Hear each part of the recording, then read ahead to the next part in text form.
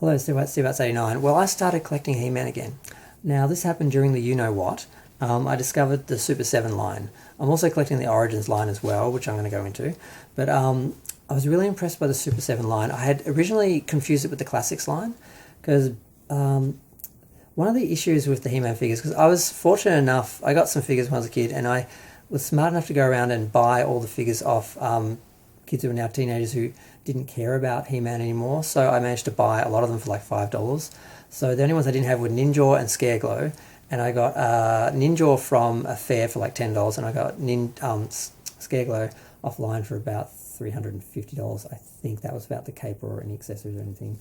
I could have bought it for $185 complete about a decade ago, and I thought, no, I can get it cheaper online, which I think I could have at the time, but I didn't. So it ended up costing me a lot of money, and I still don't have the cape. But so yeah, I got really excited because what they did was in the Super 7 line was, because they did this as a classic line as well. The classic line, they basically created toys with the Filmation characters and characters that weren't in the original line that were in the TV show, or sometimes I think in the cartoons, I mean the comics as well, the mini comics. And it was just exciting, except they did them in 6-inch scale, whereas the original figures were 5.5 figure. And once I realized the figures weren't in the same scale, I didn't want them, because I'm like, I don't want to have to buy a whole another collection. I want to be able to mix and match and have them all part of one collection. So I never got into classics. I just sort of said, no, not doing it. And then when I first saw some of the Super 7 figures, I just assumed they were in the classic scale. I didn't look at them. And then I discovered they weren't. So I went a little crazy. I got He-Man, Prince Adam, She-Ra, Orko, Hordak, Skeletor, Beastman, Merman, Trapjaw, because they were the ones that looked the most different from the cartoons. And I wanted to get Man-at-Arms because of the mustache, but I thought, oh, you could just paint one on the one you've got, or get an Origins one and paint that one, it would be cheaper. But I didn't do it. But I was trying to stop at that. I wasn't going to get all of them, but I just ended up, I really just wanted them. So I continued on. So I got Evil Lyn, and I got Teela, and I got Man-at-Arms, and I got Buzz-Off and Stratos. I got Hero, and I think it's Geldor, what his name was. What was the name of that guy? Eldor. The only ones I'm not getting are the Gold He-Man and the Ice Teela and the Crystal Man-at-Arms, although I kind of want that because I had that comic as a kid, but I'm stopping there. I'm not getting Evil Seed because I don't like him. Or the Mummy Skeletor and those other characters from that weird little fan film or short that Mattel did that I saw recently. But I was really excited about these, but unfortunately it ended. And then the Origins line took over. Now the Origins line, I wasn't that interested in to begin with because it was just more articulated versions of the original figures. I didn't see any value in that. But they started doing variants. They did the Green Goddess. They did skin-colored Stratos. They did... what else they did? They did a few different variations. They did Sunman and some of those characters. I thought, oh, wow, okay, now it's getting interesting. So I started getting some of them as well. I got... originally I just got Beastman, because the idea was I'm just going to get one from each line. Because they each came with a different mini comic with each set.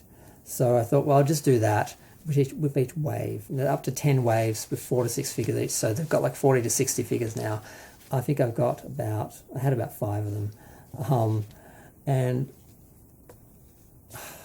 I'm trying not to get them all. But I'm starting to just get ones I really like. Like I got Ninjor. He's totally exactly the same as the original figure, but I had sentimental value for him. And then because I bought him, I had to get Fisto.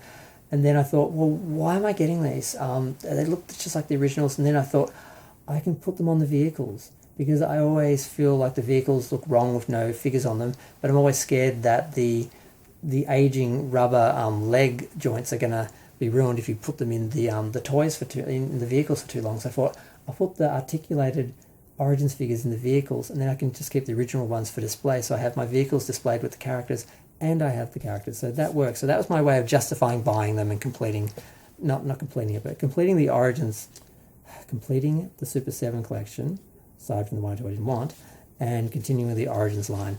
Now, one of the things I also loved about the I don't forget to mention I got Shadow Weaver as well, because that was one of the sad things about Super 7 ending, was some of the characters I really wanted to see from the series that we didn't get toys of, like Scorpia and Adora and stuff like that, weren't made, and Seahawk and some of those ones. But they did them in the original packaging, recreations of the original packaging with the original art style and everything. And the pictures of the ones that were also in the wave, which I would just stare at as a kid because I wanted to have them all and didn't have them, on the backs of the comics. I spent so much time looking at them.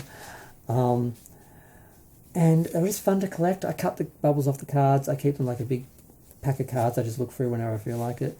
The Origins ones actually have better art, I think. Same style but better art. And it's just cool to have characters that actually look like the ones in the cartoons. And I think I've already done reviews for these. But I'm going to do unboxings and reviews for all the other ones. I just ordered a whole bunch of them. I just went crazy. I was supposed to get 1 or 2 a month and just space them out, but I started to see, because I put off getting them for a year or so because the whole issue of getting local ones for cheaper versus getting the American ones online. And then I realised that the local ones were actually the international versions, and I have confirmed that the comics don't have text in them.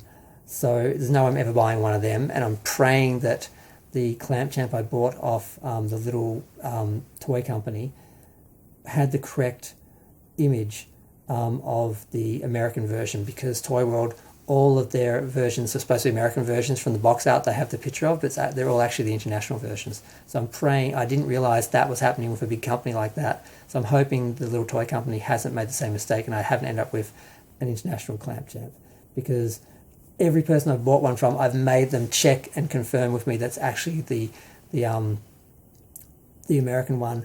And one of the companies actually had the wrong picture up and they had to change it, and I alerted them to that problem. And so yeah, I'm kind of excited because I'm just going to go out now and get my first order from actually from a little toy company. It's Clamp Champ from Origins and 2 of the Super 7s, Tila and Man-at-Arms. And I've got Evelyn, Buzz-Off and Stratos coming from someone else. So I'm just going to do a bunch of unboxings and do some reviews and just enjoy having them. I also got Castle Grayskull, which I can reach. It's right next to me. I sat in the center of my room and it has not moved for like a year or so because I just love looking at it. I put the original Castle Grayskull back to back with the new one, and it's like a fort, like a square. So, because when you look at it from the front, the 2 backs are so different, they just look like different sides. And you can't see both sides at the same time. So whichever side you look at it, you have a Castle Grayskull and a side. So it kind of works. And if you're looking at it from the top, you can see the throne room on the inside, or you can see the other throne room on the inside. So it kind of works. And I just hope they do a Snake Mountain to go with this collection, because the Classics one was too big and it resembles too much. They kind of merged together the cartoon one and the toy one. I want someone to do an accurate cartoon one. That's what I'm hoping they'll do. And maybe even doing a Fright Zone that resembles the Fright Zone from the cartoon. Because I'm hearing they don't have the rights to the Filmation, but they can get them if they want to pay more. So they might do a couple of special things, because there was a character they did, I think, in Origins that actually came from the animated series. But the big surprise is they're actually doing Wun-Dar. And that was kind of the point of this video, what made me want to do this video. I saw they're actually doing Wun-Dar in Origins. Now, if you know who Wun-Dar is, Wun-Dar, they actually solved this mystery. Wun-Dar was a mystery for a long time. He was supposedly a Wonder Bread mail-in deal, where it was basically like a He-Man with brown hair and black boots and no armor and some red weapons that ended up being put in with Manny faces later on. And they finally solved the mystery. What happened was they had a 3-for-1 deal, where if you bought free figures and sent in proof of purchase, they would send you a free Mattel figure. And one mother got very upset because her kids were disappointed because the character they got was just a repaint of He-Man, not an original character like they assumed. So they stopped doing that, and they started just including one of the next ones from the next wave in that offer.